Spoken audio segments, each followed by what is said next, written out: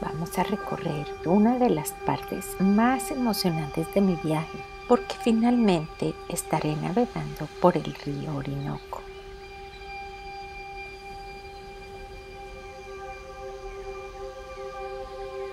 El río nace en Venezuela y recorre 2.250 kilómetros entre la selva y las llanuras inundables hasta llegar a su desembocadura en el Océano Atlántico.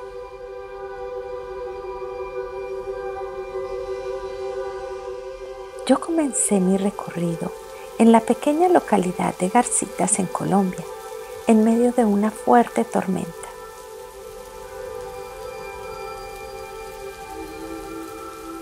Allí fue mi primer encuentro con el gigantesco río, envuelto entre la bruma y las oleadas de lluvia. La lluvia caía con fuerza y el solo hecho de abordar la canoa en medio del barro y las losas de piedras lisas por el agua fue un proceso difícil. Yo escasamente me podía mover con todo lo que traía encima: el impermeable, el chaleco salvavidas y la gran bolsa seca de plástico con todo mi equipo fotográfico. La canoa, de 6 metros de largo y no más de 1 de ancho, estaba a solo unos centímetros de la superficie del río.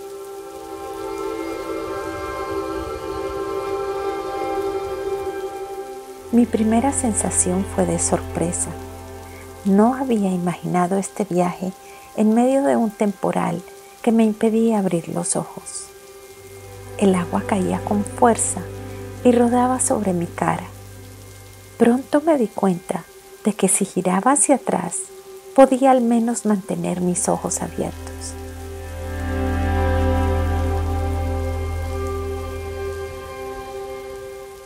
Me di la vuelta, corriendo el riesgo de desequilibrar la frágil embarcación, y me senté mirando al lanchero, quien iba concentrado en manejar el motor fuera de borda, esquivando las rocas y los grandes troncos que arrastraba el río. La espesa neblina y la cortina de lluvia no permitían ver más allá de un par de metros, y mientras tanto la canoa se iba llenando de agua. Pronto entendí que una de mis responsabilidades como pasajera era achicar el agua con un tarro plástico, aunque era tanta el agua que caía que ésta se convirtió en una tarea sin fin.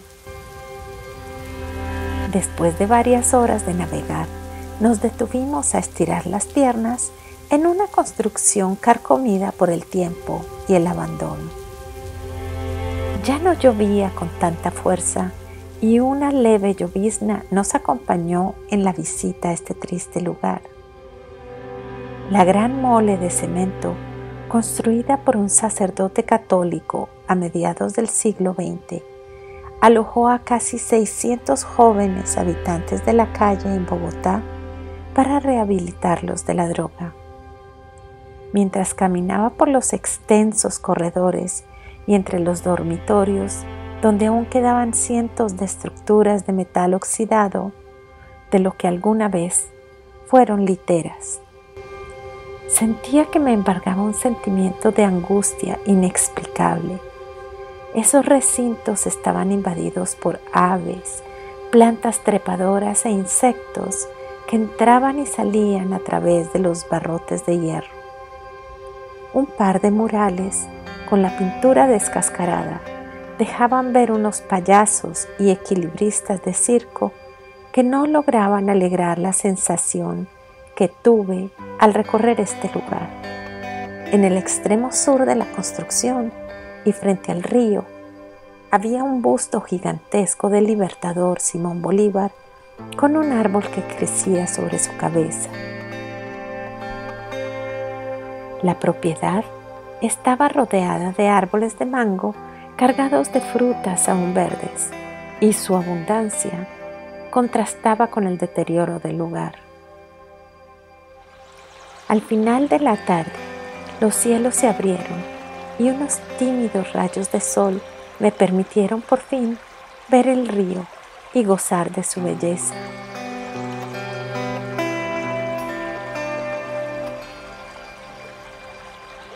Recordé las maravillosas descripciones de Humboldt y me sentí reviviendo su aventura. El río se deslizaba suavemente, la corriente era imperceptible. Las aguas tranquilas brillaban bajo la suave luz tamizada por las nubes. La canoa a veces bordeaba una de las orillas o cruzaba hacia la otra, siguiendo un cauce invisible que solo el lanchero parecía percibir. Al bordear la margen, yo podía ver nítidamente los árboles que ya no estaban arropados por la neblina. Era una selva espesa y compacta. Sus orillas estaban cubiertas con la vegetación que se descolgaba hasta el agua, y las plantas trepadoras cubrían cualquier resquicio que quedara entre los árboles.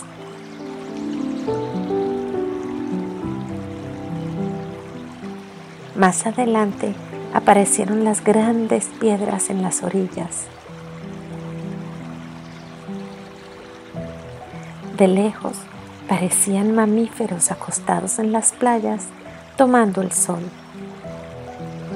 El contraste entre la suave superficie de las piedras y sus colores claros frente al verde profundo de la selva y el azul luminoso de las aguas era de una belleza impresionante.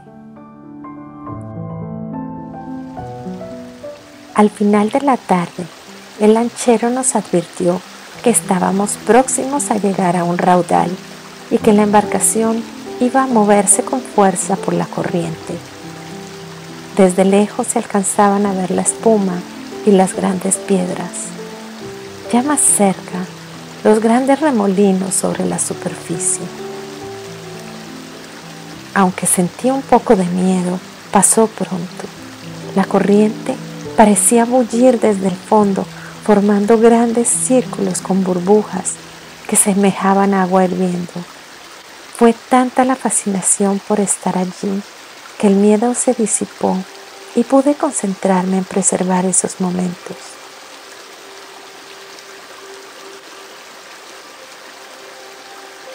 Quería atrapar la esencia del río.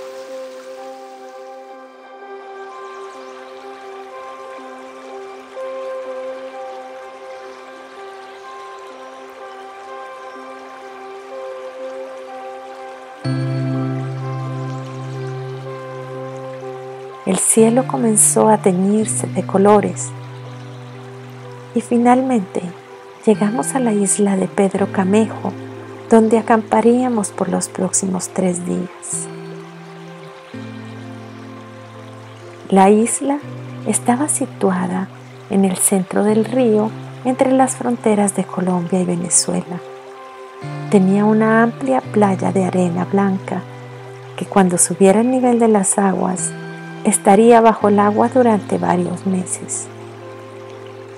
En la parte alta estaba la casa de nuestros anfitriones y una gran maloca abierta. Las malocas son construcciones tradicionales indígenas hechas de madera y techo de hojas de palma trenzada. Tienen piso de arena y en este caso no tenía paredes. Bajo la protección de la maloca estaban las carpas y una vez me asignaron una. Organicé mis cosas, colgué mi ropa húmeda y con la poca luz del crepúsculo exploré los alrededores.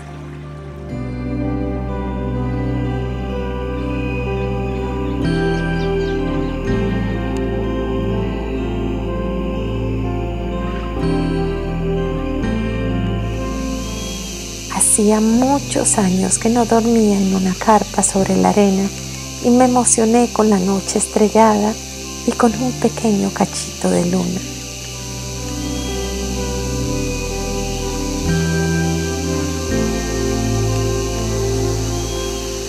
Sentía la arena tibia bajo mi cuerpo y el sonido lejano del raudal.